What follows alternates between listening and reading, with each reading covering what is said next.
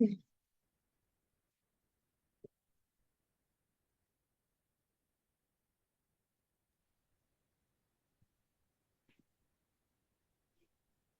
जी नहीं।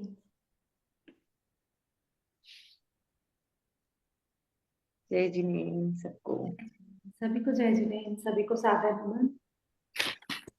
चलो, संडे के दिन भी क्लास। चलिए, पहले प्रभु का नाम लेते हैं। आदिनाथ भगवान के चरणों में हम सभी का सादर नमन, सादर वंदन। पंचपरमेष्ठी भगवंतों के चरणों में हम सभी का सादर नमन, सादर वंदन। अखंड ब्रह्मांड की शक्तियों ऊर्जाओं के चरणों में हम सभी का सादर नमन, सादर वंदन। मेरे माता पिता और मेरे सद्गुरुओं को मेरा शत शत नमन।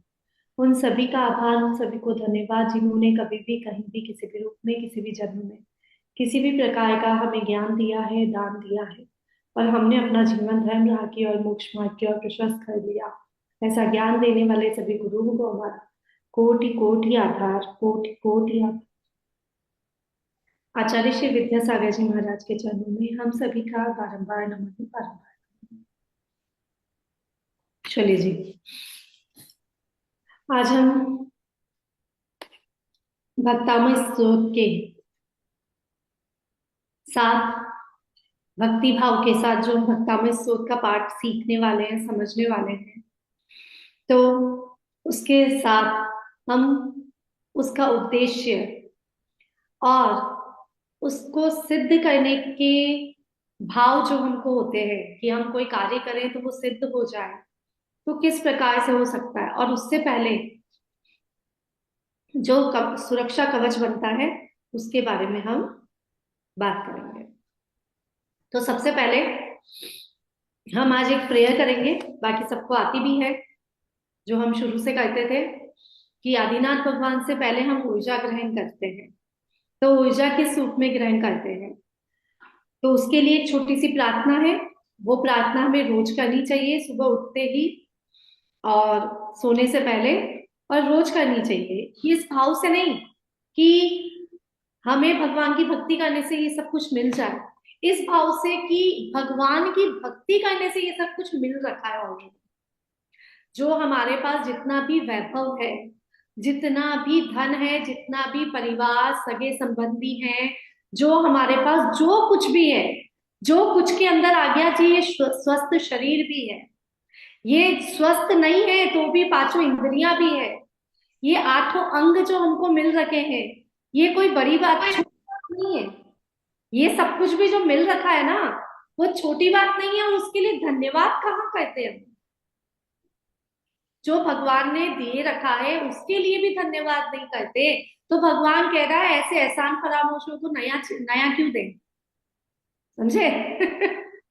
आप भगवान से, हम भगवान से चाहते तो बहुत कुछ है, लेकिन उसका थैंक्स नहीं बोलते कभी भी, और मांगने को तैयार है कि भगवान ये मिल जाए तो अच्छा, वो मिल जाए तो अच्छा, भगवान आपकी भक्ति करने से मेरे रोग ठीक हो जाए, भगवान आपकी भक्ति करने से मेरे बच्चे की शादी हो जाए। हम ये तो बहुत मांग लेते हैं, लेकिन भगवान ने आज तक हमको जो दे रखा है उसका कभी बैठ के धन्यवाद किया? अगर हम भगवान ने जो हमको दिया है उसका धन्यवाद करने प्रॉपर ढंग से बैठ जाए ना, तो 24 घंटे भी कम पड़ जाएंगे कंटिन्यू बोलते बोलते। इतना कुछ भगवान ने दे रखा दिया कि नहीं दिया, बोलो एग्री हो? बाकी सब भी अपना वीडियो ऑन कर दो, जिससे मुझे लगे कि हाँ आप लोग एग्री हो, ये बात समझ आ रही है। क्योंकि केवल भक्तामय स्तोत्र का पाठन पाठन नहीं करना इस बार, इसको अब की हमको भक्तामय स्तोत्र को आत्मसात करना है, ठीक है ना? तो चलो, जो भगवान की तरफ से हमको मिल रखा है उसका धन्यवाद करते हैं। हम सब हाथ जोड़ेंगे और बोलेंगे, हे आदिनाथ प्रभु, हे आदिनाथ आपके प्रभु। आशीर्वाद, आप अपने मन में बोलिए सब, हे आदिनाथ प्रभु, आपके आशीर्वाद और आपके ज्ञान के प्रकाश की तरंगों से हमारे घर और जीवन में सुख शांति समृद्धि उन्नति प्रगति सफलता नेम फेम मनी और स्वास्थ्य की संजीवनी प्रवेश करती जा रही है। हे प्रभु, आपके सतरंग प्रकाश से हमारे सातों चक्र प्रकाशित हो गए हैं, जो हमारे शरीर के चारों ओर एक दिव्य आभा मंडल का निर्माण कर रहे हैं। फलस्वरूप हम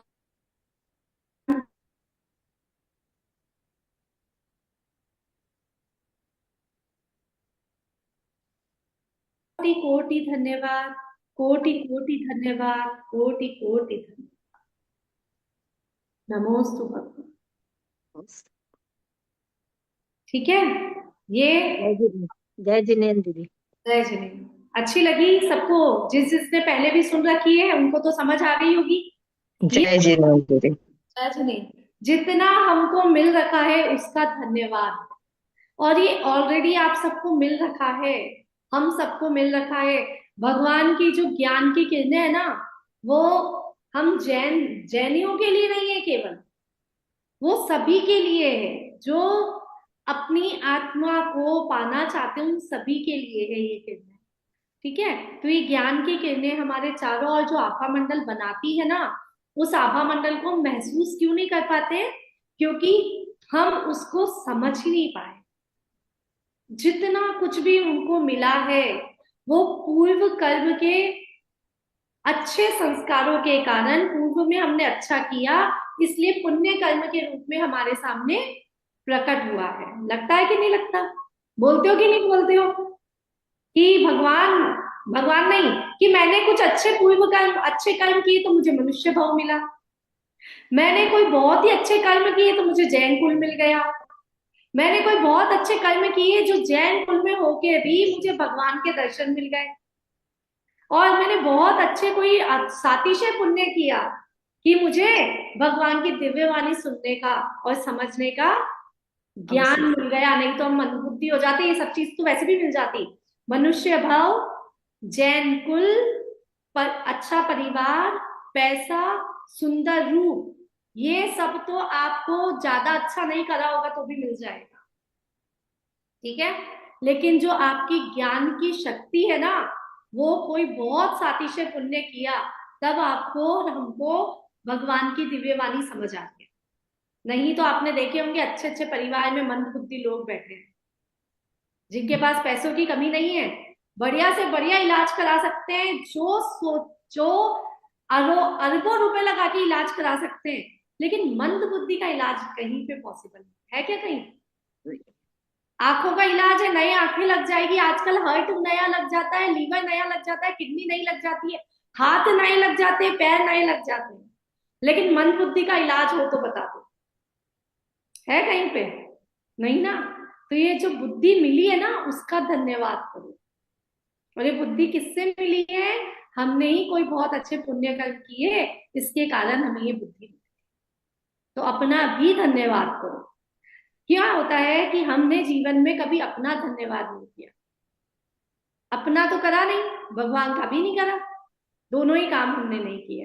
तो इस तरीके से हम भगवान की भक्ति करके, सबसे पहले हम भगवान की भक्ति करना सीखेंगे 48 श्लोक में, जो कि भगवान क्या है, भगवान की महिमा क्या है, ये समझाएगा।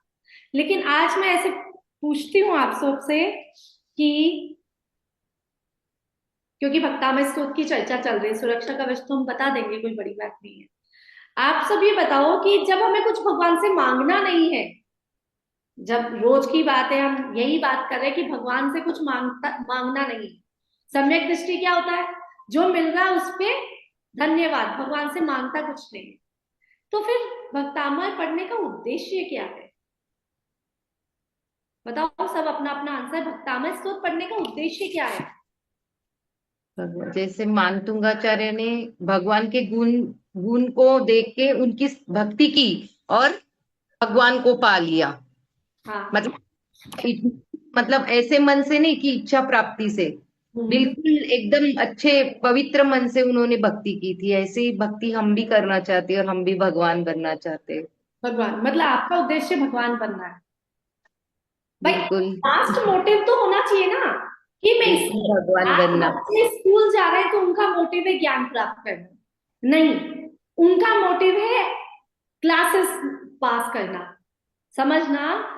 एक बच्चे का मोटिव होता है एग्जाम पास करूं और नेक्स्ट क्लास में पहुंच जाऊं, ठीक है, और एक बच्चे का मोटिव होता है ज्ञान प्राप्त करना। दोनों काम सेम ही कर रहे हैं, दोनों स्कूल में पढ़ाई सेम कर रहे हैं, लेकिन एक का मोटिव है जितना ज्ञान मिलेगा उतना बढ़िया, और दूसरे का मोटिव है क्लासेस पास होनी है, मुझे पास होना है, मुझे पास होना है। तो दोनों में डिफरेंस आएगा कि नहीं आएगा? जो क्लासेस पास कर रहा है ना, वो केवल मात्र क्लासेस ही पास करेगा। वो 12th का बच्चा भी आपको अनपढ़ जैसा लगेगा।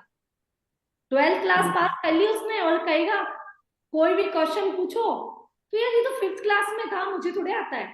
आप 2nd क्लास का क्वेश्चन पूछ लो तो कहेगा ये तो 2nd क्लास में पढ़ा था, आपको याद थोड़े रहेगा। क्यों याद नहीं रहेगा? क्योंकि उसका माइंड वहां तक ही था, जनरल नॉलेज उसको कुछ आता ही नहीं आता पास। नहीं, क्योंकि उसका मोटिव एग्जाम पास करना था, ज्ञान प्राप्त करना नहीं था। तो ऐसे ही हमारा उद्देश्य क्या है उस पे डिपेंड करेगा कि भक्तामय स्रोत हमको क्या दे रहा है। जब तक हमारा उद्देश्य प्रॉपर क्लियर नहीं होगा तब तक भक्तामय स्रोत छोड़ भगवान खुद भी नीचे आ जाएंगे ना, तो भी आपको कुछ नहीं दे सकते, हमको कुछ नहीं दे सकते। ठीक है, और कोई बताएगा कि भक्तामय स्तोत्र पढ़ने का उद्देश्य, स्वाध्याय करने का उद्देश्य क्या होना चाहिए, क्या हो सकता है? हमें अच्छी गति मिले आगे भी चल के, यही हमारा। Very good. तो लिखो इस चीज को, क्योंकि नहीं लिखोगे तो भी याद रहेगा वैसे तो, कि कुंद कुंद आचार्य देव ने कहा है कि भक्तामय लिखना स्तोत्र पढ़ने का उद्देश्य अथवा स्वाध्याय करने का उद्देश्य क्या होना चाहिए, उसमें 6 चीजें आती है।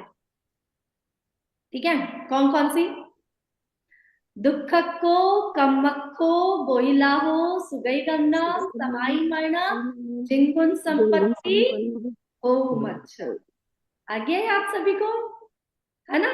ये 6 उद्देश्य है हमारे जीवन के। अगर हम कुछ भी पढ़ रहे हैं, स्वाध्याय कर रहे हैं, अथवा, और आपने कहा हे भगवान मैं भक्तामय स्तोत्र का पहला कड़ा पढ़ रही हूँ, मेरी विपत्ति दूर हो जाए, तो विपत्ति दूर होगी। और आपने कहा हे भगवान मैं पहला श्लोक पढ़ रही हूँ, दुख को कम्म को मोहिला सुबह सवाई जिन संपत्ति को भी बच जाए, तो अब क्या होगा? जो भक्तामय स्तोत्र का पहला काव्य आपके 6 उद्देश्य को पूरा कर सकता है, और आपने उद्देश्य कितना रखा? एक ही छोटा सा, बीमारी दूर हो जाए। तो बीमारी दूर होगी, नई बीमारी आ जाएगी। भाई आज पेट दर्द ठीक हुआ, कल नया सर दर्द चालू हो जाएगा, कल सर दर्द ठीक हुआ परसों बुखार आ जाएगा, बुखार ठीक हुआ टाइफाइड आ जाएगा। विपत्ति खत्म करनी है या सारी विपत्तियां खत्म करनी है? हमारा सारी विपत्तियां उद्देश्य, खत्म करनी। तो सारी विपत्तियां खत्म करनी है, तो पहला उद्देश्य दुख खो। दुख खो का मतलब सारे दुखों का क्षय हो, कम्मक खो। सारे कर्मों का क्षय हो। बहुत बढ़िया। बोही लाहो, वो ही मतलब सम्यक बोधि, दर्शन की उत्तम प्राप्ति बोधि हो। की प्राप्ति हो, उत्तम बोधि की प्राप्ति हो। सुगई गमनम, अच्छी गति मिले, अच्छी अच्छी गति को प्राप्त सुगई करो। मिले, समाही मरणम, समाधि समाधि पूर्वक मरण हो, मरण हो। और जिन गुण संपत्ति। जिन गुण संपत्ति मतलब जिनेन्द्र देव के अ, सम्यक दर्शन की प्राप्ति हो। चारि रत्नत्रय। जिनेंद्र देव के गुणों की प्राप्ति। हाँ, जिन गुण जिनेन्द्र संपत्ति मतलब जिनेंद्र, जिनेन्द्र गुण की जिन्हों भगवान आपके गुणों की की संपत्ति प्राप्ति। मुझे प्राप्त हो। ठीक है, तो ये 6 उद्देश्य से करेंगे तो कितना अच्छा होगा, आप सोचो। लग रहा है कि मैं, अगर हम ये सोचते हैं कि केवल है भगवान ये ठीक हो जाए वो ठीक हो जाए ऐसा, तो ये हमारी बहुत बड़ी बेवकूफी है, क्योंकि वही मंत्र वही श्लोक ये सब कुछ भी कर सकते थे अगर हम चाहते तो। ठीक है, तो हर मंत्र को पढ़ते, भक्तामय स्तोत्र को पढ़ने से पहले हमेशा अंचेमी पूज्यमी वंदनामी नमस्तामी दुखको कम्मको बोइलाओ सुबह गमनम समाई मरणम चिंगुन संपत्ति ओम ओम। अच्छा। ठीक है, इस प्रकार से हमें, क्यों? ये आगम ने कहा है, इसलिए अच्छा, आगम ने क्या कहा है? वंदे तद्गुण लब्धिये, ये भगवान आपके गुणों की गुणों की प्राप्ति प्राप्ति हो। मुझे भी हो। अब हम आते हैं वर्तमान परिप्रेक्ष्य में। कि हो सकता है अब आपको ये तो बहुत ऐसा लग रहा है कि इससे कुछ होगा ना होगा, तो अब हमारे अंदर से क्या निकलती है बातें, किस उद्देश्य से हम भगवान की भक्ति कर रहे हैं। तो वर्तमान परिप्रेक्ष्य में अगर आपको अपने शब्दों में बोलना है तो क्या बोल सकते हैं? हे भगवान, आपकी भक्ति करने से मेरी सहनशीलता बढ़े। हो गई सभी बीमारियों का इलाज। बीमारी दुखदाई है कि उसको सहन नहीं करने की शक्ति दुखदाई है? सहन करने की शक्ति सुखदाई है। नहीं है, है ना? तो हे भगवान, आपकी भक्ति करने से मेरी सहनशीलता बढ़े। दूसरा, आंतरिक इच्छा शक्ति का विकास हो। आंतरिक इच्छा शक्ति कौन सी होती है? आत्मशक्ति, अंदर की शक्ति। जो अगर हमने कल बात कही थी ना, नींद नहीं आना आत्मा की बीमारी है कि शरीर की बीमारी है? याद आ गई ना? आत्मा की, शरीर आत्मा की। बीमारी। तो हमारे आत्मा में अनंत शक्तियां हैं, उन अनंत शक्तियों का विकास हो आपकी भक्ति करने से। आंतरिक इच्छा शक्ति, आत्मा की अनंत शक्तियों का विकास हो आपकी भक्ति करने से। और तीसरा, प्रतिकूल परिस्थितियों को प्रतिकूल परिस्थितियों का सामना करने की शक्ति मुझे प्रदान कर। क्योंकि मतलब रोज अपन भक्तामृत जी पढ़ते तो रोज ये बोलने का क्या दीदी, ऐसा है? बिल्कुल बोलना चाहिए। पहले तो वही अंचेमी पूछेमी पंचमी पंचामी कुंडली। नमस्यामी। हाँ। उसके बाद आपको अगर कुछ चाहिए, हो सकता है हमें कुछ चाहिए ही नहीं, तो ठीक है, हमारे पास सब कुछ है। तो हमने अभी स्टार्टिंग में प्रेयर भी करी, वो भी यही कह रही है कि भगवान आपने जो भी मुझे सब कुछ दिया है उसके लिए धन्यवाद। धन्यवाद। लेकिन आपको एक मोटिव होना चाहिए। जैसे कभी भी अपने लिए कुछ मत मांगो। जैसे आपने कहा, कोरोना की बात है, कोरोना में, है ना, कोरोना टाइम था, तो उस समय आप अगर बोलो हे भगवान मुझे स्वस्थ कर दे, मुझे स्वस्थ कर दे, तो उससे कोरोना की बीमारी चली जाएगी क्या? आपको स्वस्थ कर देगा, आपके पति को बीमार हो जाएगा। आपको तो दुख चिंता लिखा हुआ है, आपको स्वस्थ कर दिया, आपके बच्चे बीमार हो जाएंगे। तो आपने कहा हे भगवान इस जगत के सभी प्राणियों को स्वस्थ कर दे। अब बताओ, सब आ गए, कोरोना की सब आ गए। बीमारी खत्म हुई? तो हमारी सोच पे डिपेंड करता है इलाज कैसा होगा। हमारी भावनाओं से फर्क पड़ता है कि हमारी भावनाओं से मिलेगा क्या। जितना सोचोगे उतना ही मिलेगा, जितना छोटा सोचोगे उतना छोटा मिलेगा, और जितना विश्वास होगा उतना मिलेगा। अभी आप सबको विश्वास है भगवान मुझे मोक्ष मिल जाए, मोक्ष मिलेगा, इस भाव से मोक्ष मिलेगा, इसी क्वेश्चन भाव मार्क। से मोक्ष मिलेगा? नहीं है ना विश्वास, तो आपको नहीं मिलेगा। क्वेश्चन नहीं, क्योंकि अभी अभी सर लिखा ही है कि बाबा इस काल में तो किसी को मोक्ष है ही नहीं। वही तो मोक्ष मार्ग तो है ये लेकिन। हमने ये बात इकट्ठी कर ली, अपने मन में सोच के रख ली कि इस भाव में मोक्ष नहीं है, तो मोक्ष वाले मोक्ष काम करने मार्ग की तो जरूरत है, क्या, मांगने की जरूरत क्या, है मार्ग ना? तो चल सकते हैं ना उससे। माए हे बात भगवान करेंगे मुझे तब मोक्ष आगे मिल मिलेगा। जाए। तो आप ये बोलोगे मुझे मोक्ष मिल जाए, तो आज नहीं तो कल मिल जाएगा। मिल ही जाएगा, बिल्कुल पक्का। या इस भाव में तो मोक्ष संभव ही नहीं है। हे भगवान मुझे सम्यक दर्शन मिल जाए, तो जितना बड़ा मांगोगे छोटा तो अपने आप मिल जाएगा। आपने कहा हे भगवान इस जगत के सभी प्राणी स्वस्थ रहे, रोज बोला आपने, तो इस जगत में हम भी तो आ गए, हमारा परिवार भी तो आ गया। तो रोज भगवान से प्रेयर करते समय, भक्तामृत स्तोत्र पढ़ते समय ही नहीं, रोज सुबह भावना योग क्या है? मंगल मंगल होए जगत में हर जन मंगल होए, हर दिन मंगल होए। तो भावना योग यही तो कह रहा है कि आप अपने लिए मंगल मत मांगो, इस जगत के सभी प्राणियों के लिए मंगल मांगो। ठीक है ना? तो ऐसी भावना रख के अगर हम उद्देश्य, जब तक किसी चीज को सीखने का, किसी चीज से पाने का उद्देश्य पता नहीं होगा, तब तक उसका रिजल्ट सामने नहीं आए। मैंने आपको बताया, मेरे रिजल्ट कितने सारे रिजल्ट बताए। कैसे आए रिजल्ट? एक अटूट विश्वास, श्रद्धा, भक्ति, उसके साथ रिजल्ट मिलते हैं। हमने तो सुने नहीं दीदी, वापिस एक बार। मंगल अगर मंगल हमें होए रिजल्ट जगत में चाहिए सब तो मंगल हमें में। नहीं वो नहीं, मतलब आपको किस प्रकार क्या मिला ऐसा? अच्छा so that's ओके।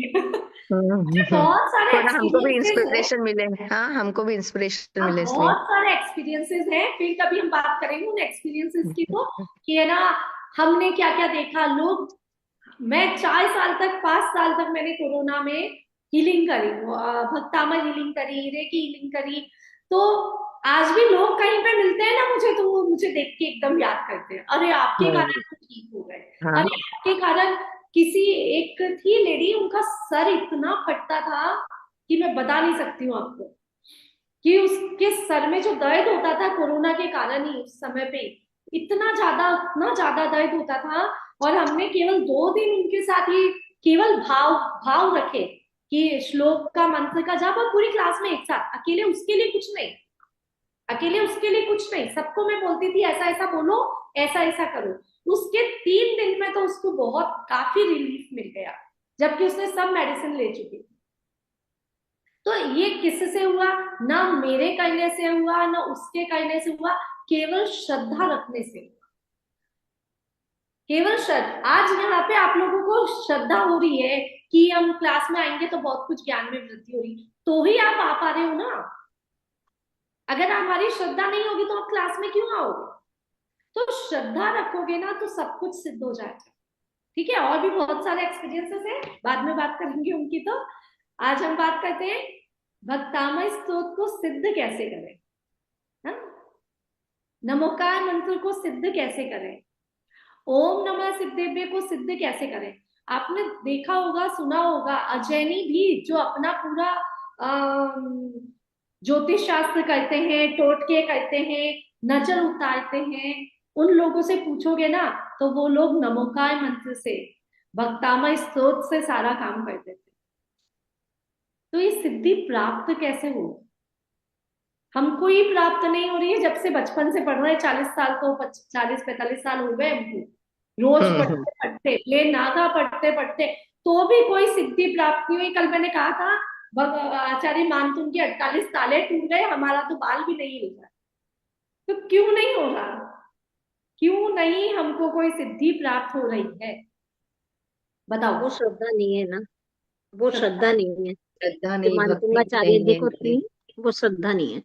हाँ देखो, श्रद्धा भी है, ये भी आप गलत कह रहे हो, श्रद्धा है तो ही आप पढ़ रहे हो। है, भक्ति इतनी नहीं, भक्ति उतनी नहीं लग रही है। भक्ति नहीं लग रही, भक्ति इतनी नहीं है कि मतलब हाँ विशुद्धि और आत्मा से अपनी विशुद्धि नहीं उतनी बढ़ रही है शक्ति ना। में, भक्ति में और शक्ति में भी पावर नहीं है, श्रद्धा और भक्ति में भी इतनी पावर नहीं है ना। और कुछ विशुद्धि विशुद्धि भी बढ़नी चाहिए अपनी खुद की शक्ति में बढ़नी उतनी। चाहिए।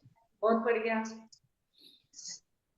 ठीक है, हमारे पास बहुत सारी चीजों की कमी है, इसलिए हम सिद्धि प्राप्त नहीं कर पा रहे। आत्मविश्वास की। आत्मविश्वास की भी बहुत बढ़िया। देखो, भक्तामय स्तोत्र को सिद्ध करने के लिए, लाभ प्राप्त करने के लिए, हमें 8 अंगों सहित भक्तामय का अथवा नमोकार का अथवा किसी भी मंत्र का पाठ करना चाहिए। ये 8 अंग होना आवश्यक है कभी भी किसी भी चीज की सिद्धि प्राप्त करनी। ठीक है, क्योंकि कल से हम भक्तामय की साधना करने वाले हैं, और भक्तामय स्तोत्र की साधना करने से पहले अगर आपको ये सब चीजें नहीं आएगी तो साधना करने में मजा नहीं आएगा, वो बात नहीं रहेगी जो साधना में होनी चाहिए।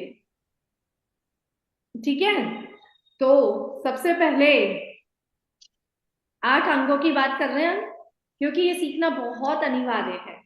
सबसे पहले शब्दाचार, सुन रखे होंगे आपने ये सब चीजें, अब याद आ गई। शब्दाचार मतलब, लिख लेने का क्या दीदी? हाँ लिखो लिखो, क्योंकि क्या कोई लिखूं? भी चीज को प्राप्त करने के लिए आपको ये 8 अंगों की आवश्यकता जरूर पड़ेगी। पहला शब्दाचार। हेडिंग क्या देना दीदी, हेडिंग? 8 किसी भी मंत्र को सिद्ध करने के लिए 8 अंगों सहित उसकी भक्ति करनी चाहिए। किसी भी मंत्र को सिद्ध करने के लिए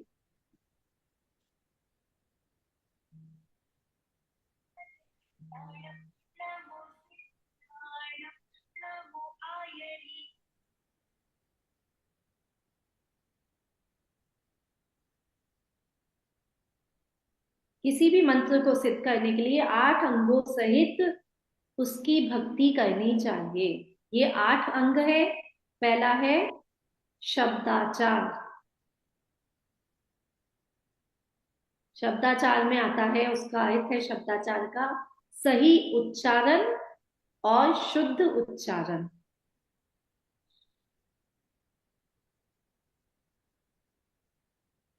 सही और शुद्ध उच्चारण। अगर हम भक्तामय स्तोत्र पढ़ते हैं और शुद्ध उच्चारण नहीं करते हैं तो अर्थ का अनर्थ हो जाता है और उसका भाव नहीं लग पाता है। तो पहला अंग लिख लिया सभी ने, शब्दाचार, सही और शुद्ध उच्चारण। अब फिर अब आप ये बात कहोगे कि फिर आनम तानम कुछ नहीं जानम को कैसे सिद्धि प्राप्त हो गई? सेठ वचन प्रमाणम। हाँ, क्योंकि उसको वो श्रद्धा तो से, बहुत विश्वास श्रद्धा के श्रद्धा बल थी। पे गया। विश्वास था। श्रद्धा विश्वास था। देखो, अज्ञानी जो हो, अज्ञान के साथ श्रद्धा विश्वास के साथ अगर कुछ करता है तो उसको वहां सिद्धि प्राप्त हो जाएगी, जैसे अंजन चोर कोई। लेकिन ज्ञानी व्यक्ति भाव भी अच्छे कर रहा है, शुद्ध बोल रहा है, शुद्ध पढ़ रहा है, सॉरी अशुद्ध बोल रहा है, अशुद्ध पढ़ रहा है, भाव अच्छे हैं, तो उसे विद्या सिद्ध नहीं होगी। जैसे कि आपने अकलंक और निकलंक देव की कहानी सुनी होगी, सुनिए। सुनी उनको तो है। उनको क्या दिया था? शास्त्र दिया था पढ़ने को, और उसमें एक एक मात्रा की कमी होने से कमी थी। उनको जो देवियां सिद्ध हुई, कौन सी देवी सिद्ध हुई?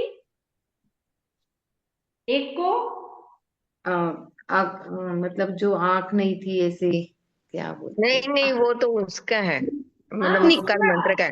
पुष्पदंत और भूत भूत बलि। हाँ, पुष्पदंत भूतबली, सॉरी, मुझे वो नाम वो दोनों के कॉम्बिनेशन से याद है। धरसेन आचार्य। पुष्पदंत। तो अगर उनकी इतनी सी गलती से उन्हें कानी और ऐसी विद्या मतलब देवियां सिद्ध हुई, उन्होंने उसको सही किया तभी, तो उनके क्या भावों में कमी थी? भाव तो पूर्ण थे कि नहीं थे? भाव में कमी थी क्या? नहीं थी। नहीं। लेकिन मात्रा में गलती। उनके उच्चारण में गलती होने से ऐसा हुआ। तो आप समझ लो शब्द उच्चारण का कितना ज्यादा महत्व है कि नहीं है? शब्द उच्चारण का। इसलिए मैं इष्टोपदेश बोलते बोलते मैं बार बार रुका रुका के सही करती थी कि नहीं, अच्छा बोलो, शुद्ध बोलो तो ज्यादा बेटर रहेगा। ठीक है। सेकंड है अर्थाचार। हम्म अर्थाचार, अर्थ आचार, अर्थाचार। इसका मतलब है शब्द का सही अर्थ निकालना, अर्थ का अनर्थ नहीं करना।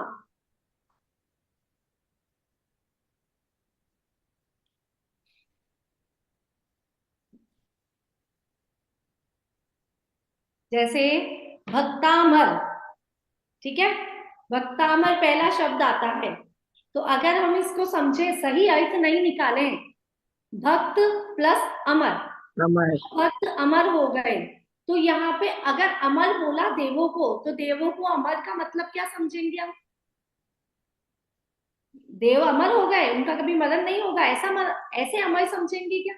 नहीं। नहीं। हमको पता है उनकी आयु ज्यादा होती है, इसलिए उनको अमर कहते हैं। तो शब्द का सही अर्थ निकालना जरूरी है। आप अमर को भगवान मत समझो। जो भक्ता अमर में जो अमर देवों के लिए कहा है, वो देव भगवान नहीं है। ठीक है। तो ऐसे हर शब्द का अलग अलग तरीके से मतलब निकल सकता है और हर शब्द का अर्थ अपनी अपनी जगह पे अलग हो सकता है। तो उस शब्द का उस जगह पे सही अर्थ निकालना हुआ अर्थाचार। समझ आ गई? एक ही शब्द का अलग अलग जगह पे अर्थ अलग हो सकता है, लेकिन सही अर्थ निकालना, अर्थ का अनर्थ नहीं करना। तीसरा है उपयाचार। उभयाचार, उभयाचार, उभयाचार। चार रे आएगा। हाँ, चार र, उभयाचार, ये बहुत इंपॉर्टेंट है। वक्तामय स्तोत्र में ये सबसे इंपॉर्टेंट है। क्या है? भाव सहित पढ़ना।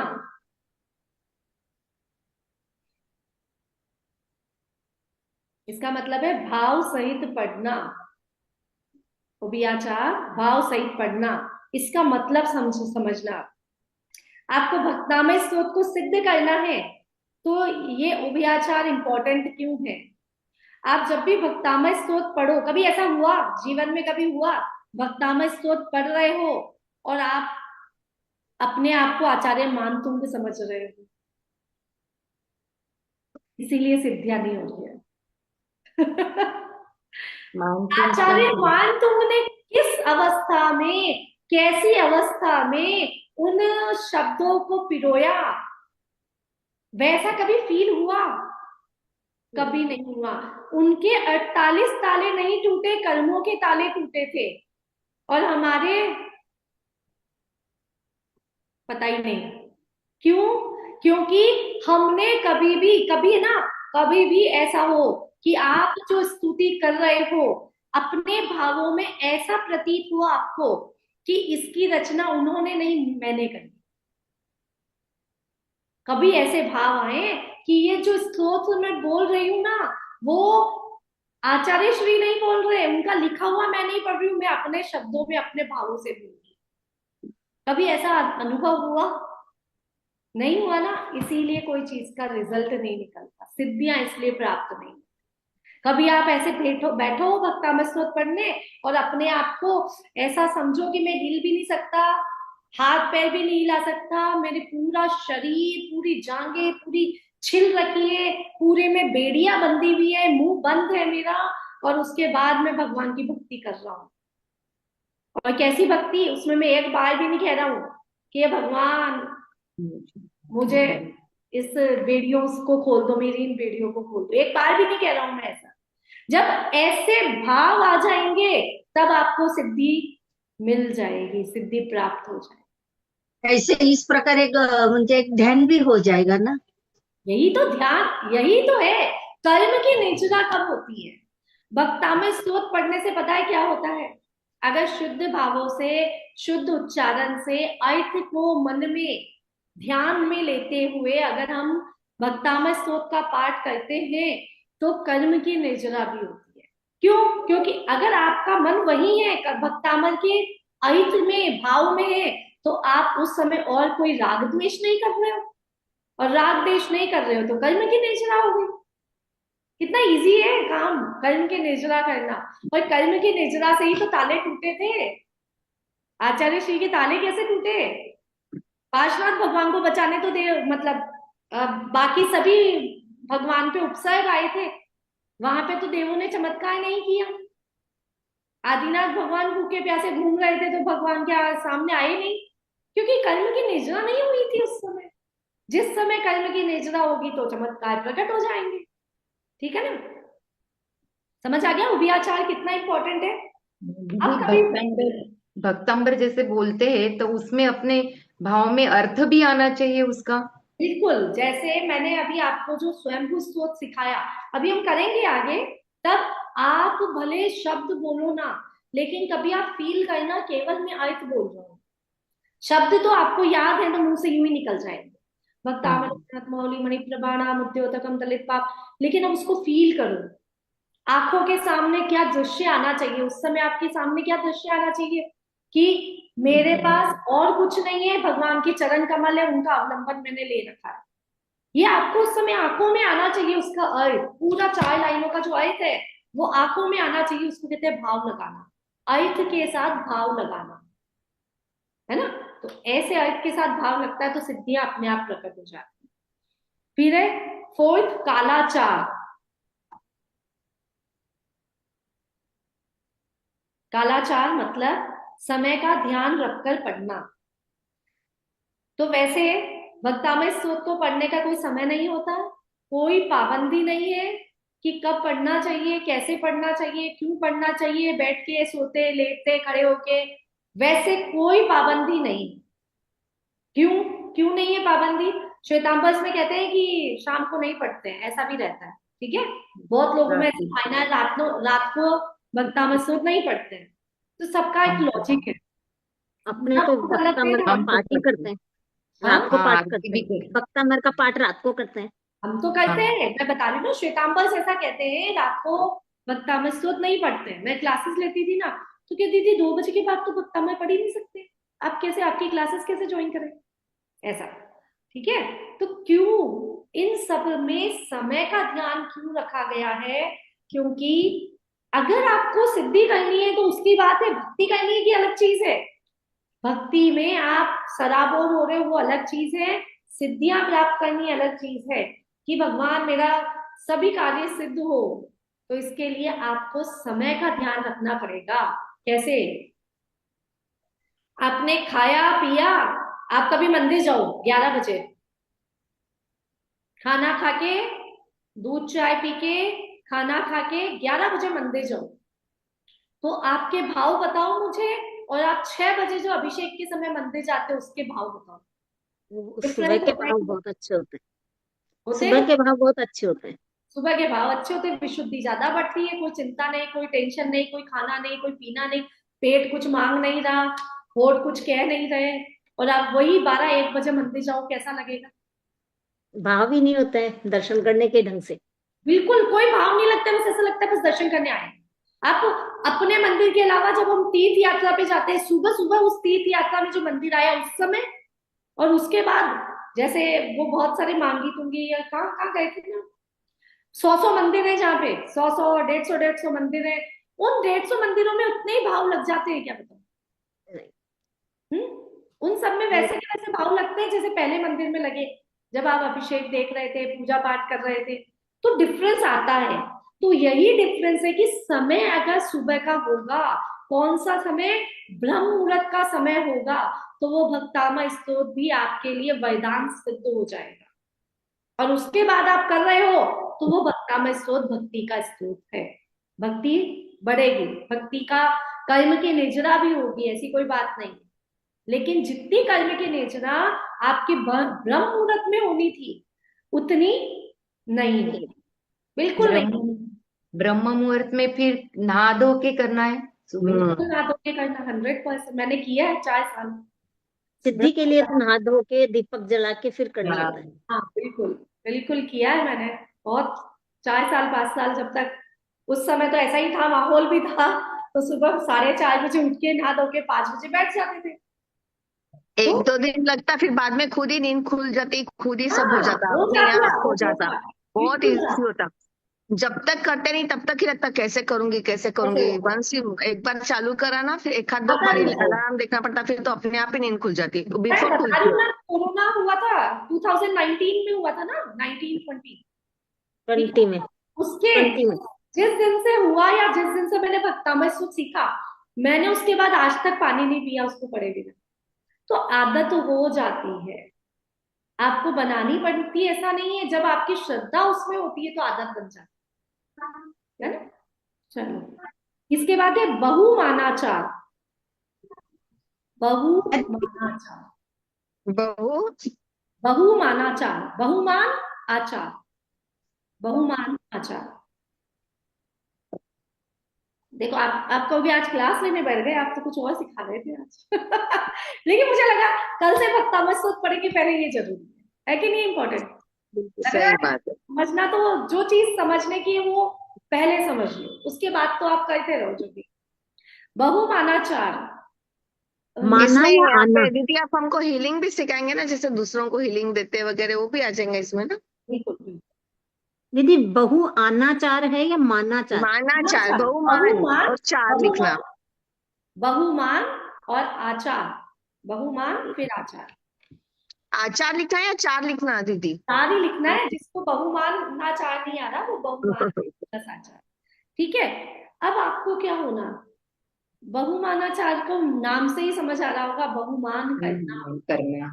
जब तक आप जिस चीज की सिद्धि करना चाह रहे हो उसका बहुमान नहीं कर सकते, तब तक आपको वो प्रकट ही नहीं होगी, वो चीज प्रकट ही नहीं होगी, आपके हृदय में प्रकट नहीं होगी। आपको बहुमान होना चाहिए उसका। वाकई में यार, इसके जैसा स्रोत दुनिया में नहीं देखा। हाँ, इसके जैसा स्रोत, इसकी जैसी भक्ति दुनिया में नहीं देखी। हाँ, वाकई में भक्ता आचार्य मान तुम जैसा मैंने किसी को ऐसी भक्ति करते हुए नहीं देखा। आपने कभी इतना बहुमान किया? कभी किसी का भी, किसी भी स्तोत्र का कभी भी किसी का करा आपने? नहीं करा। तो वो सिद्ध कैसे होगा? नमोकार मंत्र के लिए। हाँ, ये नमोकार मंत्र जैसा मंत्र तो 84 लाख मंत्रों का जो जनक है, उसके जैसा मंत्र तो कोई दुनिया में हो ही नहीं सकता। कोई से भी कास्ट में चले जाओ, कोई से भी देश में चल जाओ, इस मंत्र, क्योंकि ये सबसे बड़ा मंत्र है, इसके जैसा कोई नहीं हो सकता। इसको बनाने वाले को बहुत बहुत धन्यवाद। ये जहां से भी आया, अनादि काल से हमारे पास है, लेकिन हमारे पास जैसे आया उनको धन्यवाद। नमोकार मंत्र में जो पंच परमेष्टि आते हैं, उन सबका बहुमान क्या हमने करा कभी? जब तक बहुमान नहीं करेंगे तो वो चीज प्रकट कैसे होगी, सिद्ध कैसे होगी? सोचो, करना पड़ेगा कि नहीं करना पड़ेगा? मान लो आप लड़की देखने गए, अपने बेटे के लिए लड़की देखने गए, ठीक है, और आपने उसको देखा और आपको उसका बहुमान नहीं आ रहा। बहुमान मतलब समझ गए ना? उसकी क्वालिटी आपको प्रकट नहीं हो रही है, तो क्या आप उस लड़की से अपने बेटे की शादी कराओगे? उसको प्राप्त करने की कोशिश करोगे? उसको अपनी बहू बनाने का प्रयास करोगे? उसका बहुमान कौन करेगा? उसका बहुमान उनके पियर, उसके माता पिता पक्ष करेंगे। तो वो बड़ा चढ़ा के बहुमान करते हैं, मेरी बेटी को ये भी आता है, मेरी बेटी को वो आता है, मेरी बेटी इसमें एक्सपर्ट है, मेरी बेटी उसमें एक्सपर्ट है। आपने उनकी बात का विश्वास किया और आपने कहा बेटी तो हमको आपकी चाहिए, भले रुपए नहीं चाहिए। होता है कि नहीं होता? तो यही प्रैक्टिकली जो है, वही आप अपने अंदर सोचो कि आपने कभी नमोकार मंत्र का या भक्तामय स्तोत्र का इतना बहुमान करा है क्या? इतना बहुमान, इतना आदर, इतना सम्मान, इतनी उसकी प्रशंसा। जैसे जैसे हम अपने गुरु को, आचार्य विद्यासागर जी महाराज को गुरु मानते हैं, ठीक है, मेरे हर क्लास में आपको कहीं ना कहीं आचार्य श्री की बात मुंह पे आते हुए दिखती है कि कभी भी कुछ भी आचार्य श्री ऐसे, आचार्य श्री के ऐसे, आचार्य श्री के दर्शन करने गए तो ऐसा। आती है कि नहीं आती? बहुमान आता है कि नहीं आता है? तो ये बहुमान क्या आपको 24 घंटे में कभी नमोकार मंत्र पे आया? क्या आपको ये 24 घंटे में भक्तामय स्तोत्र पे आया ये बहुमान? कि सारी दुनिया एक तरफ, नमोकार मंत्र एक तरफ। बस अगर मुझे कुछ भी हो जाए, लेकिन मेरा अपने आप ही मुंह पे नमोकार मंत्र आ जाता है, कुछ भी हो, कभी भी हो, कहीं पे भी हो। तो इतनी श्रद्धा भक्ति रखेंगे तभी वो चीज हमें प्राप्त होगी। इसका बहुमान भी करना पड़ेगा, गुणगान गाने पड़ेंगे। अगर मैं आपको भक्तामय स्तोत्र सिखाने यहाँ बैठी हूँ, मैंने कम से कम 4 बार सिखा दिया है, ठीक है, और हर बार मैं नई चीज सिखाती हूँ। क्यों सिखाती हूँ? क्योंकि मुझे आप मजा आता है, उसके अंदर आपको जाने में इंटरेस्ट आता है कि हम इससे और नया सीखें, और अच्छा सीखें। इसका बहुमान करने में बार बार मैं आपको बोलूं भक्तामय स्तोत्र से ये भी हो जाता है, भक्तामय स्तोत्र से वो भी हो जाता है, ये ठीक हो जाता है, ये बीमारी दूर हो जाती है, आप कहो जो। मैं आपको एक शब्दों में रोज कहती हूँ कि भक्तामय स्तोत्र पढ़ने के बाद मैंने जीवन में जो नहीं मांगा वो भी मुझे मिल रहा है। अब बताओ, बहुत है कि नहीं है? ये बहुमान कम है? ये बहुमान है कि नहीं है? कभी आपने किसी चीज का ऐसा बहुमान किया? नहीं किया तो वो चीज मिल नहीं रही है। बहुमान करने का मतलब समझ आ गया कि इतना बहुमान हमको अपने स्तोत्र पे, अपने भगवान पे, भगवान का ही बहुमान नहीं करना आता हमको। स्तोत्र की तो बात बहुत दूर की है। अगर आपके सामने अभी कोई हिंदू राम भगवान का भक्त आके बैठ जाए, वो राम भगवान के 100 तारीफें कर देगा और आपको अरिहंत भगवान की कोई बहुमान करना आएगा ही नहीं। क्या है आदिनाथ भगवान, क्या है 24 दीदी एक बार मेरे साथ हुआ ऐसा। हमारे हम लोग बस लेके गए थे, तो आते समय बस से एक खाई थी, उसमें एक पहिया चला गया और सब लोग घबरा गए, क्या करें क्या करें कैसे करें। मेरे को पता नहीं क्या हुआ, एक टीला सा दिखा मुझे, जाके चुपचाप नमोकार मंत्र बोलना चालू कर दिया। मेरा 21वां खत्म हुआ और वो पहिया ऊपर आ गया। बिल्कुल विश्वास होना चाहिए ना। आपको कहा नहीं, किसी को कहने की जरूरत नहीं। जब आप कहा नहीं मैंने किसी से, बस मैं तो उस टीले पे जाके बैठ गई और नमोकार चालू कर दिया। और इसको कहते हैं रेकी। बस रेकी हो, भक्तामय लिंगो, बस यही है। आप उसकी भक्ति में इतने डूब जाओ कि बस अभी भी मेरे रोंगटे खड़े हो जाते हैं वो बात बोलती हूँ किसी को तो। ऐसे बहुत सारे एक्सपीरियंसेस होते हैं हम सबके साथ, लेकिन हमको बहुमान करना आना चाहिए। कभी भी किसी से भी कि मेरे भगवान ऐसे है तो बोल, तेरे भगवान में क्या है, मेरे भगवान में ऐसा है, कभी इतना आना चाहिए, कॉन्फिडेंस होना चाहिए अपने धर्म पे, अपने जिन देवता पे, भगवान पे, नौ देवता पे, इतना कॉन्फिडेंस होना चाहिए, तब मजा आता है। ठीक है ना। चलो, नेक्स्ट है विनयाचार। छठा है विनयाचार।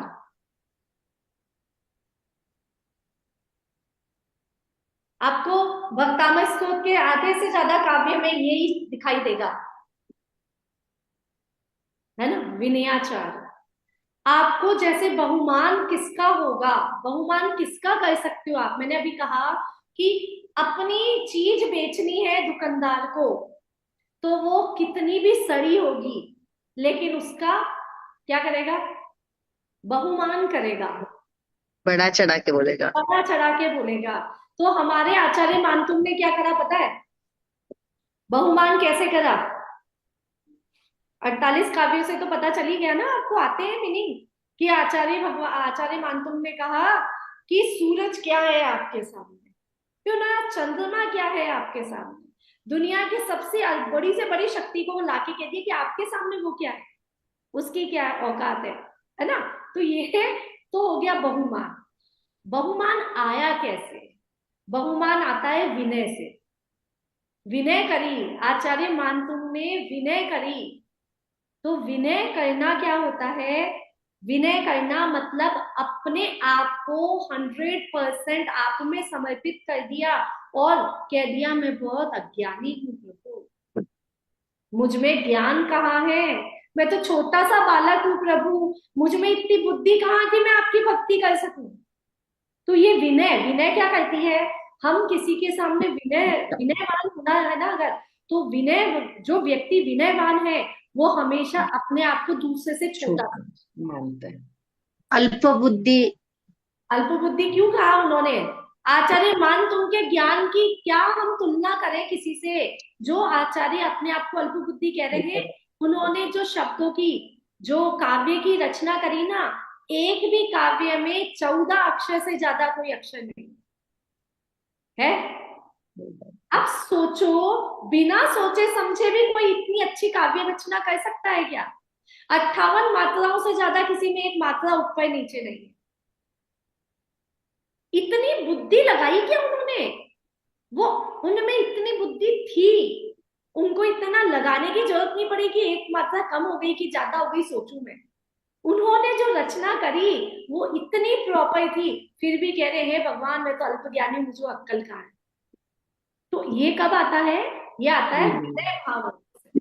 कभी भी अपने आप को बड़ा मत समझो कि मुझे भक्तामृत स्तोत्र आता है मैं बहुत महान, मुझे ये आता है मैं बहुत महान, मुझ में ये रिद्धि सिद्धि प्रकट हो गई तो मैं बहुत महान, मैं ये कार्य, अपन महान हो ही नहीं सकते ना।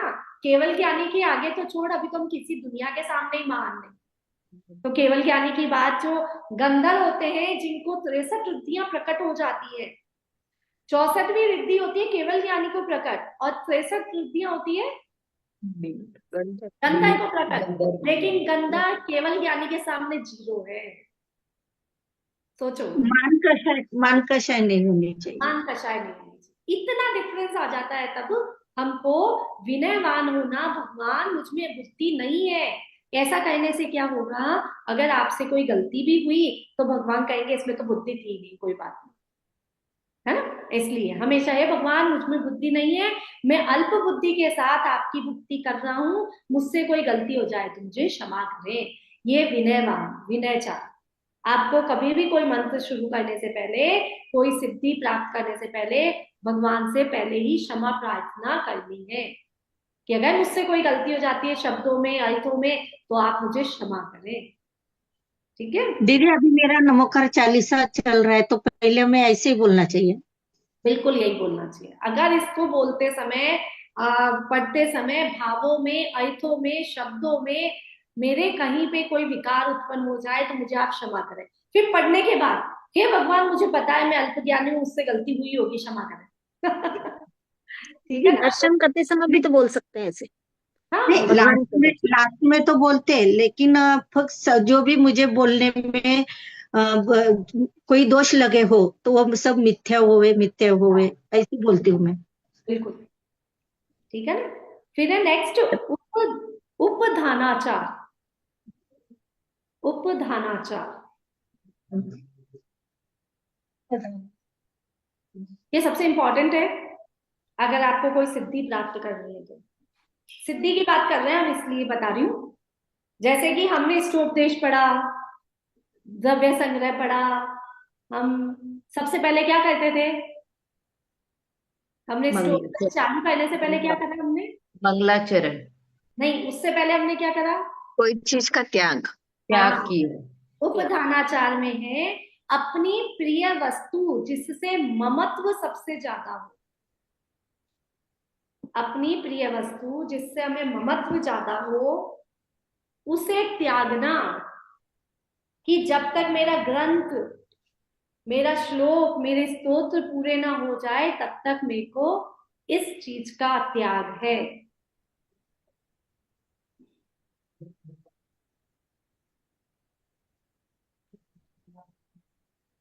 जैसे दीदी अपन मंदिर में जाते तो चारों प्रकार का आहार का त्याग तो करते ही है वहां पे, जब तक मैं यहाँ पे हूँ तब तक का। बिल्कुल, 1 घंटा ऐसा 2 घंटे। स्वाध्याय करने बैठे तो आप कह दो जब तक मेरे को प्यास ना लगे, जब तक मेरे हाँ, अन्न जल के त्याग अभी है, तो जब मैं तक मेरे को प्यास यहाँ नहीं पे भी बैठती हूँ ना तो भी चारों प्रकार के आहार का, क्योंकि उठना तो है नहीं लगी। जब तक क्लास चल रही है। इससे क्या होता है, आपके कार्य सिद्ध, आपके जो कार्य कर रहे हो वो पूर्ण रूप से सिद्ध होता है, मतलब उसकी उपयोगिता होती है।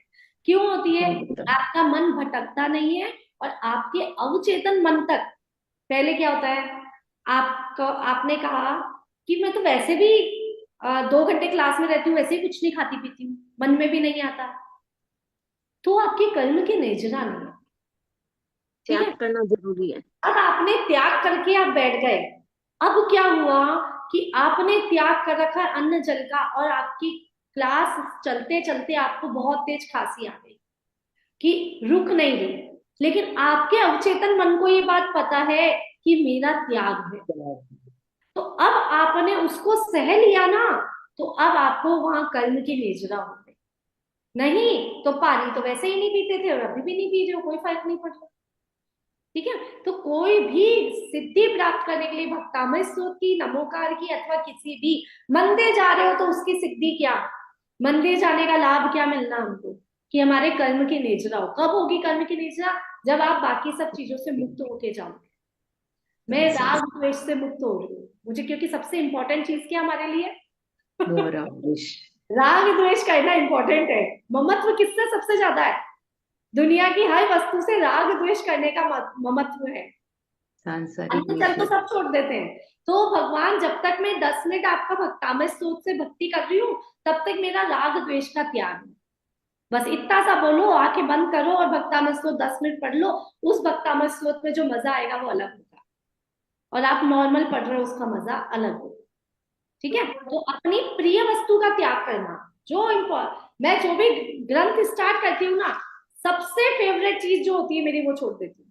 अब तो मेरी कुछ चीज ही नहीं बची फेवरेट से सारी फेवरेट चीजें छूट रखी है क्योंकि अलग अलग जगह ग्रंथ स्टार्ट हो रखे हैं। ठीक है, सोनल जी, कभी भी कर सकते हैं, जैसे खाने पीने का त्याग किसी भी टाइम। बिल्कुल कभी भी करना ही चाहिए, कभी भी, एनी टाइम। ठीक है, फिर नेक्स्ट, जैसे अभी भोजन पूरा किया तो 2-3 घंटे तो पानी भी नहीं पिएंगे, भूख भी नहीं लेंगे, तो तब तक उसके लिए त्याग कर सकते हैं ना, चार ही अरे प्रकार आप का। 2-3 घंटे भी मत बोलो, आप बोलो जब तक मैं वापस नहीं खाऊं तब तक के त्याग।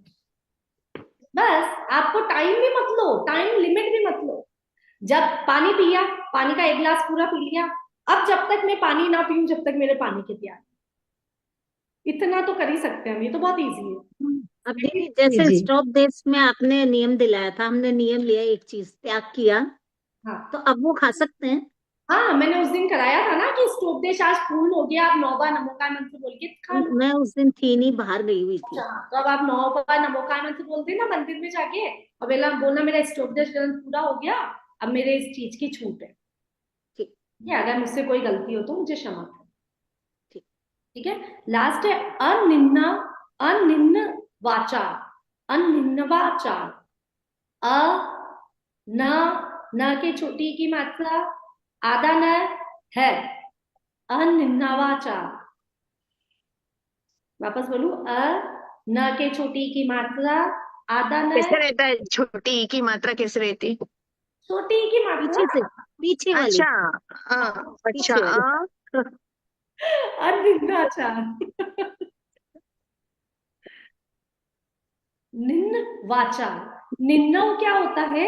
निन्नव मतलब होता है छुपाना, और अनिन्नव होता है दीदी नहीं। लिख के थोड़ा बताओ ना, आप हमको कैसे लिखा है, थोड़ा सा हमको बताओ ना प्लीज। हाँ वही तो। अभी मैं हम्म इसको मुझे स्टार्ट करना पड़ेगा, आप रुको नहीं, कोई चीज पे लिख के ऐसा हमको स्क्रीन बता दो। एक सेकंड। हाँ, हाँ, एक पेज पर लिखा तो भी चलेगा।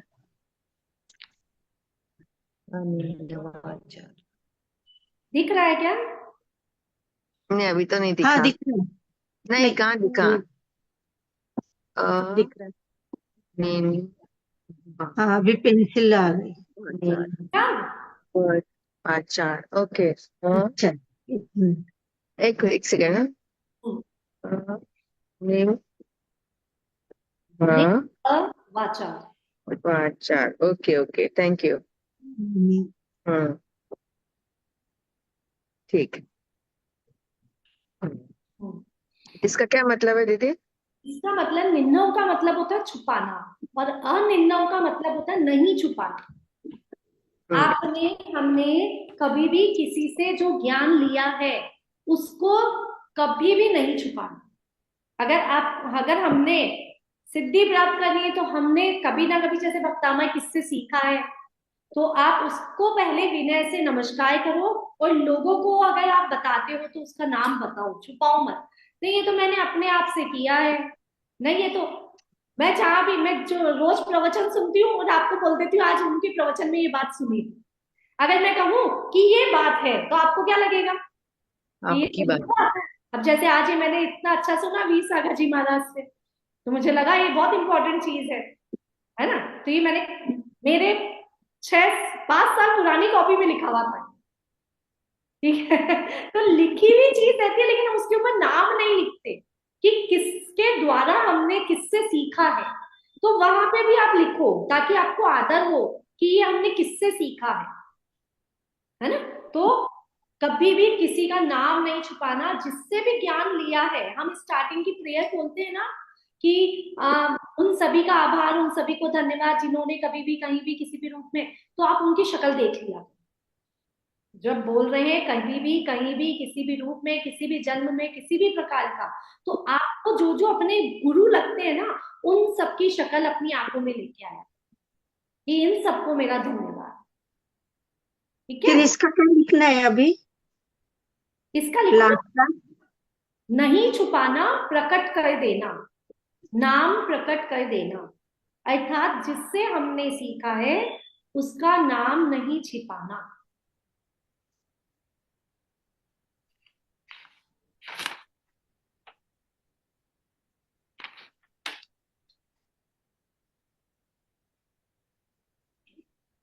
इन सब के लिए आज जो भक्तामृत स्तोत्र के बारे में हम बात कर रहे हैं ना, इसके लिए मुझे एक लाइन आज मिली थी।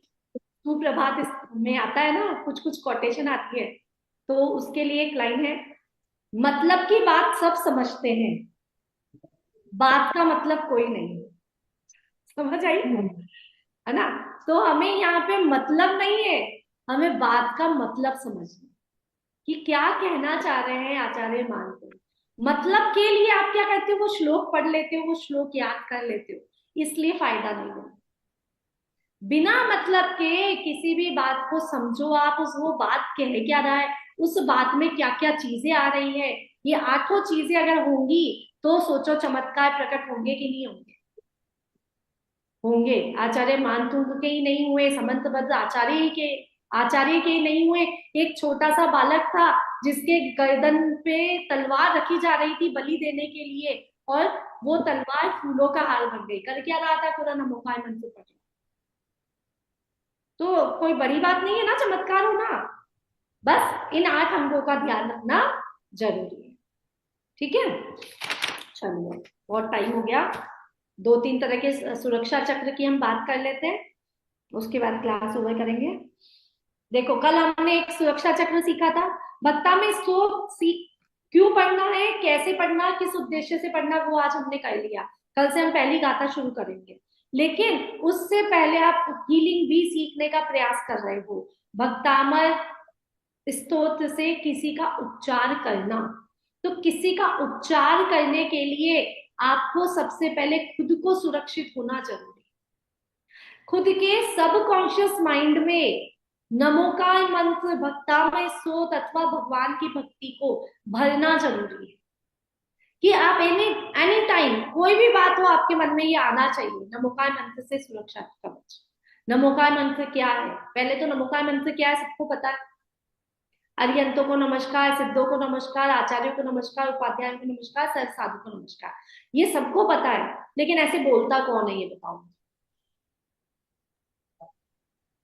बोलते तो नहीं, लेकिन फील करते नमो ओरियंता नम, ऐसे मतलब अंदर तो के अंदर। अगर आप अब कैसे फील करो, लोक में जितने भी अरियंत भगवान है उनको नमस्कार, लोक में जितने भी सिद्ध भगवान है उनको नमस्कार, लोक में जितने भी आचार्य हुए होंगे और होते रहे हैं उन सबको नमस्कार, लोक में जितने उपाध्याय हैं उनको नमस्कार, लोक में जितने भी साधुगण हैं उन सभी को नमस्कार।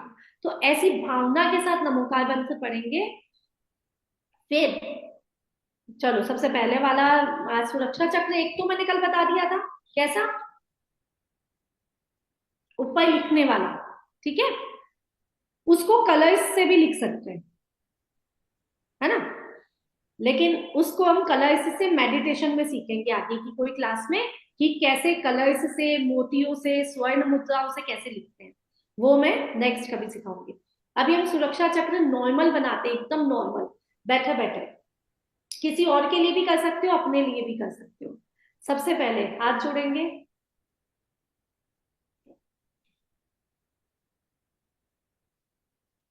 गहरी सांस लेंगे,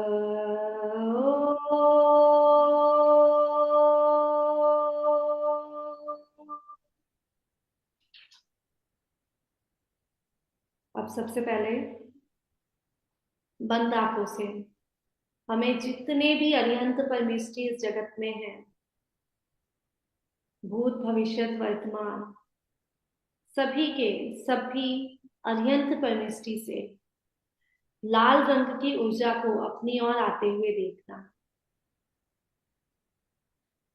नमो अरिहंता,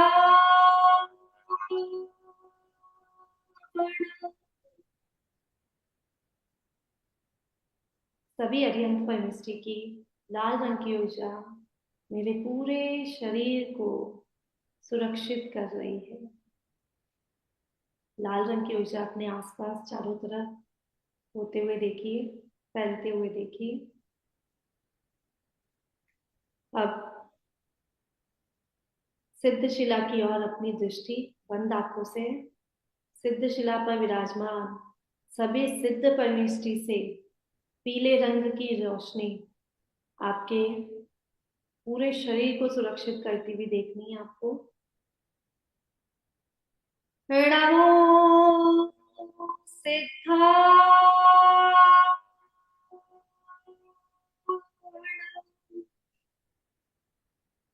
पीले रंग की रोशनी आपके पूरे शरीर को सिद्ध भगवान से आती हुई पूरे शरीर को सुरक्षित कर रही है। अब आपको जितने भी आचार्य परमेष्टि हुए हैं, होंगे, है अभी विद्यमान, उन सभी के हाथों से आशीर्वाद देते हुए सफेद रंग की रोशनी आपकी ओर आ रही है और आपके पूरे शरीर को सुरक्षित कर रही है। नमो आयरिया।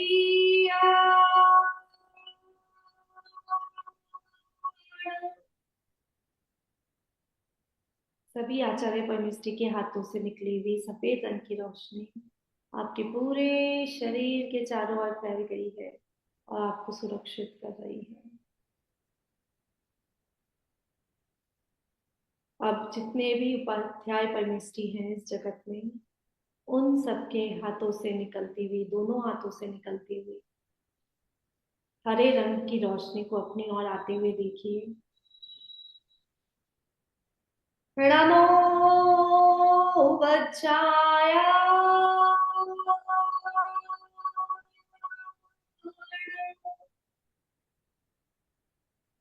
सभी उपाध्याय परमेष्ठी के हाथों से निकली हुई हरे रंग की रोशनी से आपका पूरा शरीर सुरक्षित हो गया है।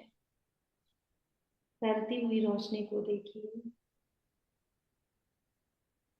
जितने भी जगत में साधु परमेष्ठी हैं, जितने भी आपके गुरु परमेष्ठी हैं, उन सबकी ओर अपनी दृष्टि लेके जाइए और वो शांत मुद्रा में बैठे हुए हैं और उनकी शांत मुद्रा आपको ज्ञान के रूप में नीले रंग की रोशनी से आपके पूरे शरीर में फैल चुकी है, अंदर और बाहर।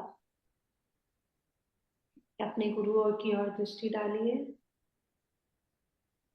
नमो लोए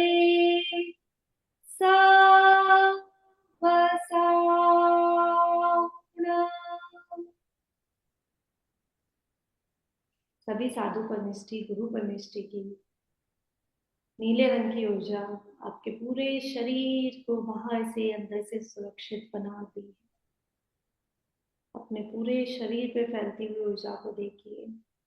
पांचों रंग की ऊर्जा से आप जैसे कोई एक बॉल के अंदर बैठा हो और बॉल पांचों रंग की ऊर्जा से भरी हुई हो, ऐसे अपने आप को सुरक्षित पाइए। अंदर आप पूर्ण रूप से स्वस्थ हैं और सुरक्षित हैं। पंच परमेष्ठी भगवान को कोटि कोटि धन्यवाद करिए और बोलिए, आपकी ऊर्जा से मैं पूर्ण रूप से सुरक्षित हूँ, सुरक्षित हूँ, सुरक्षित हूँ। नमोस्तु भगवान, नमोस्तु भगवान, नमोस्तु। हाथों को रब कीजिए।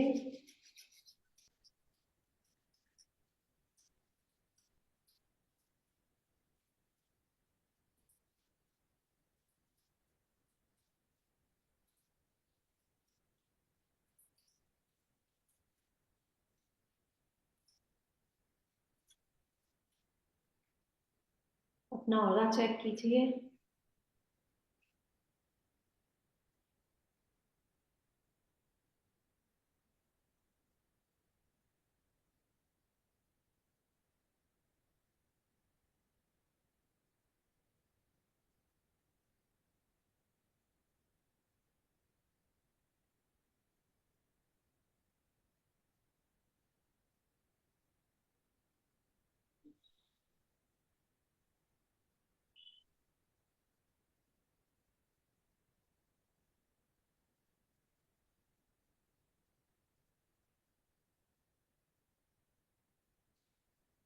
आंखें खोल लीजिए।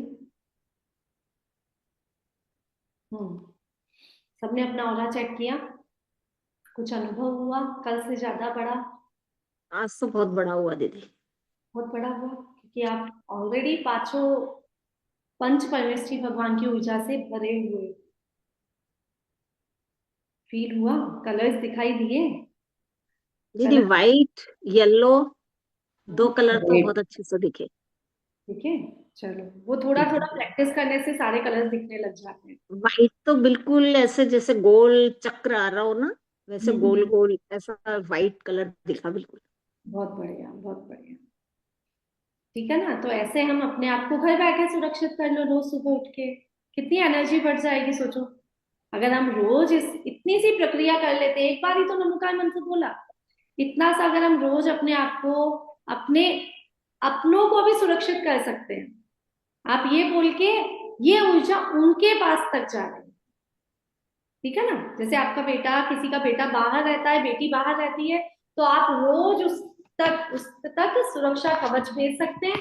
वो अपनी जगह पे है और आप उसको यहीं से सुरक्षा कवच भेज सकते हैं। ठीक है, भगवान की ऊर्जा वहां तक। क्या बोलना चाहिए उसके बाद, उसके पास भेजने के लिए क्या बोलना चाहिए? बस यही कि भगवान अरिहंत भगवान की सारी ऊर्जा, जो भी नाम है, उस तक पहुंच रही है। बस उसके पूरे शरीर को प्रोटेक्ट कर रही है। अरिहंत सिद्ध भगवान की सारी ऊर्जा, राम जैसे राम नाम है, तो राम के पूरे शरीर को अरिहंत भगवान की, सिद्ध भगवान की, आचार्य भगवान की ऊर्जा प्रोटेक्ट कर रही है, सुरक्षित कर रही है। बस इतना सही तो बोलना है। ठीक है, तो ये एक सुरक्षा कवच हमने कल सीखा, एक सुरक्षा कवच हमने आज सीखा, और एक और पंचरम कल सीखेंगे। बहुत टाइम हो गया, आप लोगों को भी लेट हो रहा होगा, संडे है तो। ठीक है, एक सुरक्षा कवच हम और सीखते हैं, उसका मेडिटेशन नहीं करेंगे, सीखेंगे बस। ठीक है, क्योंकि मेडिटेशन एक कर लिया बहुत होता है। देखो, आप अपने आप को ऐसा समझो, यहां पर है, अपने सामने अपने आप को समझो। समझ लिया? आप कहाँ हो अभी? यहाँ सामने। जैसे मैं कहा हूं यहाँ नहीं, ये उंगली जहां है मेरी। ठीक है, अब उंगली कहीं नहीं है, नहीं सामने। शशि जी अपनी आंखों के सामने, इतना दूर। ठीक है, आंखों के बिल्कुल सीध में लेके आओ, जितने आप हो, जैसे कि जैसे आप हो वैसे के वैसे आप सामने खड़े हो। जैसे कांच में देखोगे तो कैसा होगा? कांच में आप सामने देख रहे हो ना अपने आप को, तो आपको फील हो रहा है ना ये मैं हूं। ठीक है, वैसा आंखें बंद करके अनुभव करना। ओके, अब जैसे ये मैं हूं। ठीक है, तो अब नमोकार मंत्र को आप मेरे इस पेन को मान लो मैं हूं। तो नमो अरिहंताणम मतलब ये कहां पे आएगा? नमो अरिहंताणम सर पे। ठीक है, सर पे आ गया, यहाँ पे फील करना है बस। नमो अरिहंताणम यहाँ पे, नमो सिद्धानम करना है आपको सामने। नमो सिद्धानम इस पेन के सामने, नमो सिद्धानम, नमो आयरियानम, नमो उवज्झायानम, नमो लोए सव्यसानम। समझ आया? नमो अरिहंतानम तो सेंटर पे, नमो सिद्धानम सामने, नमो आयरियानम राइट में, नमो उवज्झायानम बैक में, नमो लोए सव्यसानम लेफ्ट में। आ गया सब? है ना? जैसे हम यहाँ पे करते हैं, नमो अरिहंतानम, नमो सिद्धानम, नमो आयरियानम, नमो उवज्झायानम, नमो लोए सव्यसानम। ठीक एक है, बार फिर से बोलना, एक बार फिर से बोलना। देखो सेंटर में आप हो, आप अपने ऊपर भी कर सकते हो, लेकिन अभी आपको समझाने के लिए मैं बता रही हूँ, ये मैं हूं। ठीक है, तो नमो अरिहंताणम बीच में, सेंटर में, नमो सिद्धानम आगे, आगे की तरफ आपके, नमो आयरियानम राइट में, नमो उवज्झायानम बैक में, नमो लोए सव्यसानम राइट लेफ्ट में। ठीक है, ये हो गया नमोकार मंत्र से। लेकिन अभी जगह छूट गई ना,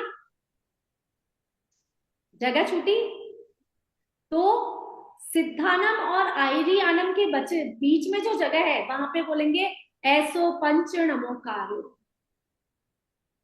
ठीक है, नमो आयरियानम और उवज्झायानम के बीच में जगह है, उसमें बोलेंगे सर्व पापनाशनो। सर्व पावपनासनो। फिर उवज्झायानम और लोए सव्य साउनम के बीच में जो जगह है, वहां बोलेंगे मंगलानम च सव्यसिन। अब लास्ट के बचा लोए सव्य साउनम और सिद्धानम के बीच में क्या बोलेंगे? परमम हवै मंगलम। परमम हवै मंगलम। इस 9 मंत्र से आप अपने आप को पूरी तरह से प्रोटेक्ट कर सकते हो। अब जैसे मैंने मान लिया, नमो अरिहंताणम, नमो सिद्धाणम, नमो आयरियानम, नमो उवज्झायानम, नमो लोए सव्यसानम, ऐसो पंच नमोकारो सर्व पावपनासनो मंगलानम च सर्वेसिन पढ़ो। हो गया? ठीक है, चारों दिशाएं और चारों उप दिशाएं, 8 दिशाएं नमो अरिहंताणम बोल के मैंने ऊपर से कवर कर लिया, और तो पैरों में अपने आप ही धरती माँ ने कवर कर रखा है। समझ आ गया सबको? ये भी सुरक्षा कवच है। इसका मेडिटेशन कर सकते हैं हम अच्छे से, कि आप आगे देखिए ऐसी दिशा में, ऐसे आगे की दिशा में कलर के साथ देखिए, नमो सिद्धानम को इधर देखिए, ऐसा। तो मेडिटेशन भी कर सकते हैं, वो कभी हम और करेंगे। अभी आपको समझ आ गया, नमो अरिहंताणम, नमो सिद्धानम, नमो आयरियाणम, नमो उवचायनम, नमो लोए सर्वसाम, ऐसो पंच नमोकारो सर्व पावपनासनो मंगलानम च सर्वसे परमम हवै मंगल। ये आपको पूरी तरह से ऊपर से लेके नीचे तक प्रोटेक्शन करने का मंत्र है। बस इतना सा बोल के आप अपने घर से बाहर निकलो, कभी भी आपसे नहीं होता ऊपर लिखने का, आप इतना सा बोल के अपने आप को आंखें बंद करके एक 10 मिनट लगा 10 सेकंड लगाओगे ना, तब तक ही सुरक्षा कवच बन जाएगा।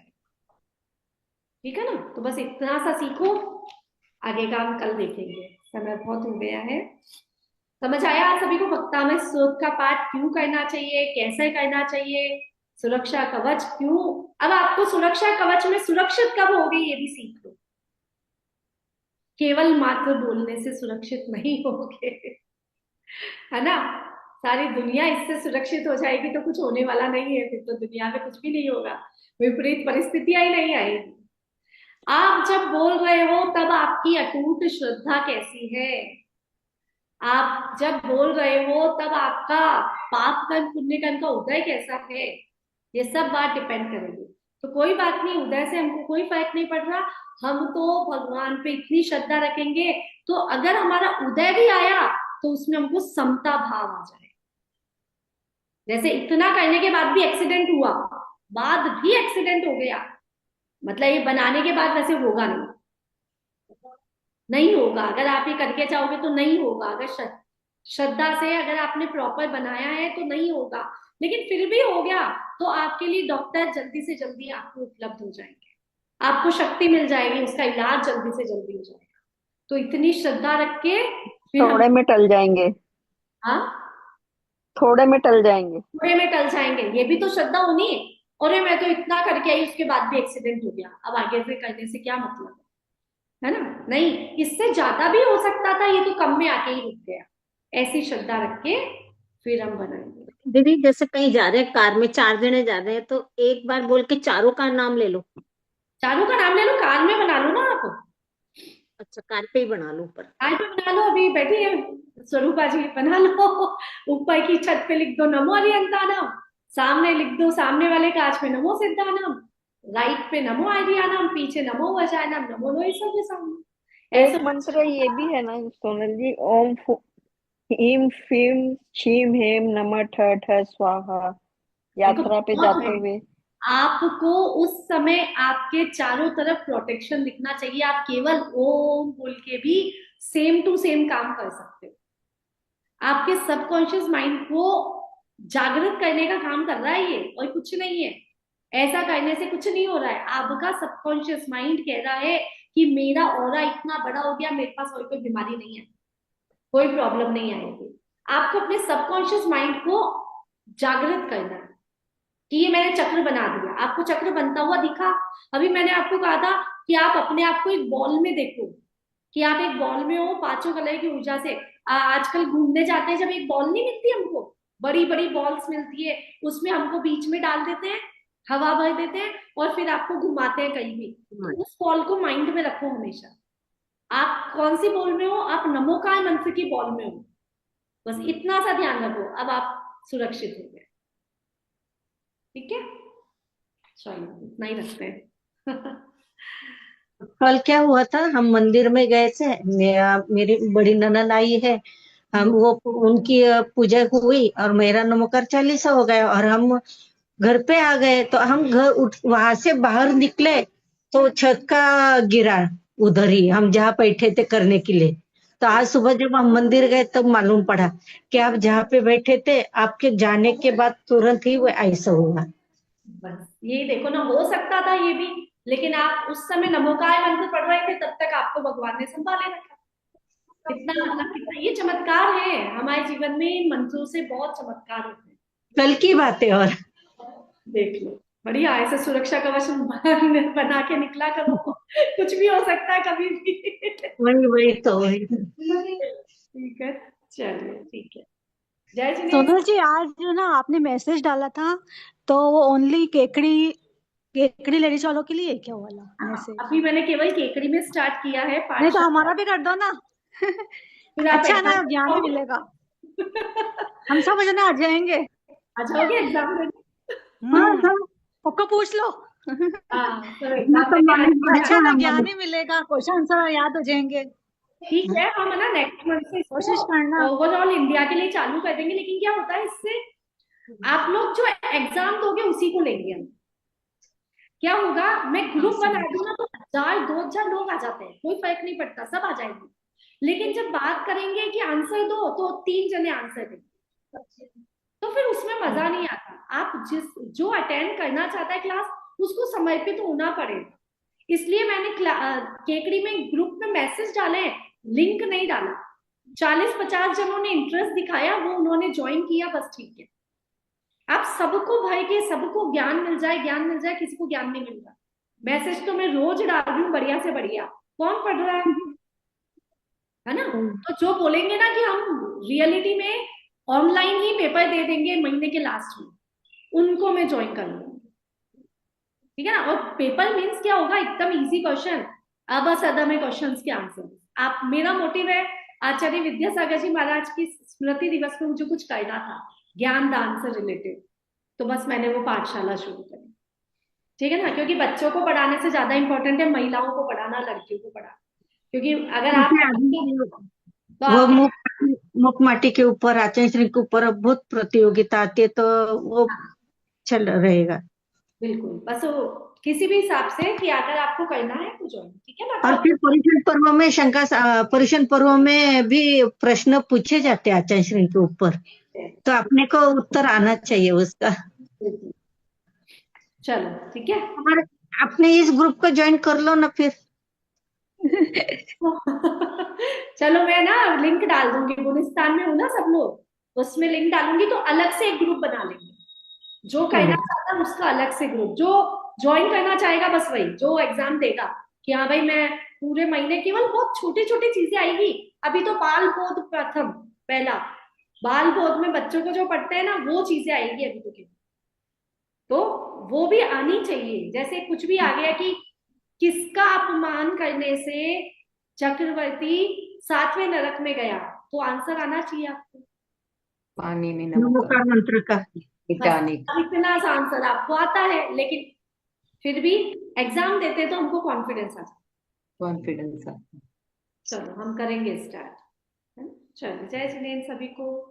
जिसने बताई कार, इसके लिए जिनवाणी माँ को वंदन शत शत बार, वंदन शत शत बार है। जय बोलिए पंचमनिष्ठी भगवान की जय। द्वादशांश